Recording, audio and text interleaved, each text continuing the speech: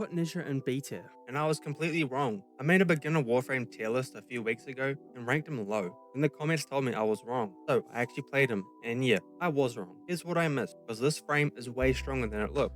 Nezha is one of those rare frames that can tank and nuke at the same time. He's available through the clan dojo. If you're in a clan, he's free. If you're not in a clan yet, that's a different video. I'm going through them in the order that actually matters for beginners, starting with the one that keeps you alive. The reason Nezha doesn't die. Warding Halo is his third ability. Cast it and a ring of fire wraps around him, absorbing 90% of all incoming damage. Not some of it, 90%. Guess how it charges. Enemies hit you, the ring fills up.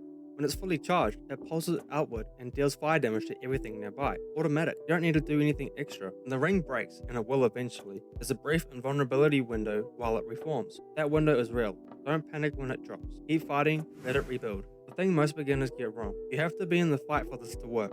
Hiding in a corner waiting for it to charge does nothing. Nezha is meant to be in the middle of the room, taking hits. That's how his kit works. Think of Warding Halo as a second health bar that refills itself. Keep it up at all times. That's 90% of staying alive on this frame. Divine Spears is his nuke. Hit the button and spears erupt from the ground, impaling every enemy nearby and locking them in place. They can't move, they can't shoot, they're just hanging there waiting. On its own it's solid crowd control, but the augment is where it really gets stupid. Divine Retribution.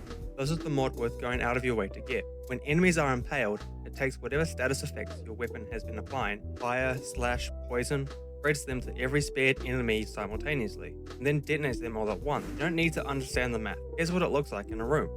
Tag enemies with blazing Chakram, shoot into the group with a weapon that applies fire or slash damage, hit Divine Spears, the room clears. That's the combo. If that sounded confusing, don't worry. You'll feel it instantly when you try it. If you've got the Ignis Wraith or the Atonement, use them here. They apply status continuously. They hit everything in front of you. By the time your spears hit the ground, those enemies are already stacked with procs. High damage weapons with good status work fine too, but these two make the combo effortless. Firewalker is his first ability. Cast it and you leave a trail of flames behind you, get a speed boost, and deal damage to anything you run through. The part most people miss. It cleanses debuffs. Load, frozen, poisoned, Firewalker removes it. In certain missions, that's genuinely useful. You won't realize you needed it until you do. It's not his flashiest ability, he'll use it more than you expect. You just won't think about it. Before we get into Blazing Chakram, a quick one on how Nezha actually feels to move. His passive gives him reduced friction and extended slide distance. That sounds like a minor stat. It isn't. The moment you start sliding into rooms instead of walking, you'll notice it. He covers ground faster than his speed stat suggests, and the slide changes naturally into his charged Chakram teleport. I didn't realize it at first. Nezha just moves differently. Once you lean into it, the whole kit feels more fluid. Firewalker gives you the speed boost, the passive handles the rest. Together, they make him one of the better feeling frames to actually run around in. His second ability is Blazing Chakram. You throw a ring, it bounces between nearby enemies, tagging them. Two things happen when an enemy is tagged. 1. If they die while tagged, they drop a health orb. Pair that with the mod Equilibrium, and health orbs also give you energy. That means Nezha generates his own energy just by throwing his Chakram and letting enemies die. If you're a newer player still struggling with energy economy, this alone makes him worth picking up. 2. Tagged enemies take increased damage from everything. Your weapons, your abilities, all of it hits harder. So throw the Chakram before you do anything else. There's also a charged version. Hold the button instead of tapping it. Nezha throws the ring straight, and reactivating it teleports him to its location. Good for repositioning when you're stuck, good for closing gaps, good for just moving across the map faster than intended.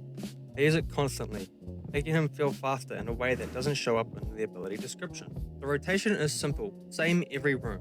Warding Halo first, always, before you move, before you shoot, before you do anything else. Throw Blazing Chakram into the group, let it bounce and tag as many as it can. Shoot into the tagged enemies, build up status on them, Divine Spears when the group is together, watch the room clear. That's it. That's the whole loop. It sounds like a lot, but it clicks fast. 2 builds. If you're new, this first one is all you need. The second one is for pushing towards Steel Path. If you're early game and your mod collection is thin, this is where you start. Vitality. More health. Simple. Always on. Steel Fiber. Increases armor, which directly multiplies how effective Warding Halo is. Continuity. Duration keeps Firewalker up longer for that movement. Stretch, range, bigger Blazing Chakram bounce radius, bigger divine spears reach. More enemies get hit, more enemies die. Intensify, strength, more damage on divine spears, better halo charging from enemies. Streamline, efficiency, reduces the energy cost for all abilities, more casting potential. Equilibrium, this one is non-negotiable with Nezha. Chakram drops health orbs, Equilibrium converts those into energy. Divine Retribution, the augment. This is your build's whole point. Get it through a syndicate or pick it up in trade chat, it's not expensive. That's your foundation.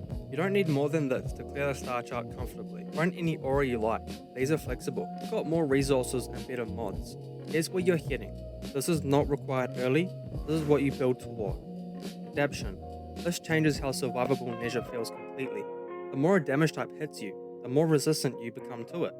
Stack that on top of warding Halo, and your incoming damage becomes almost irrelevant. Augur Reach. Less ranged than stretch, but any energy you spend contributes to your shield gauge.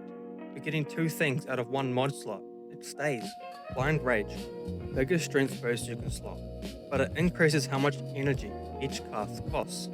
Transient Fortitude. More strength, but it cuts duration. Precision Intensify. Targeted strength with no trade-off. Assigned to Divine Spears. That's your nuke. That's where you want the extra damage landing. Equilibrium, Divine Retribution, and Streamline still in. These don't get replaced. They're core to how the kit functions regardless of where you're at. For your aura, run Growing Power if you haven't. I don't, so I'll be running Corrosion Projection in the meantime. I'm not building this in a week. The Corruptor mods take time to fund, so look for them on Warframe Market as well.